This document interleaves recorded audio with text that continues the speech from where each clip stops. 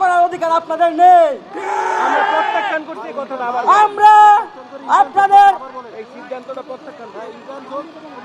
আমরা আপনাদের এই যে ডিসিশন জানুয়ারি থেকে 30 এবং জুলাই থেকে 35 করবেন, আমরা এই ডিসিশনকে প্রত্যাখ্যান করলাম।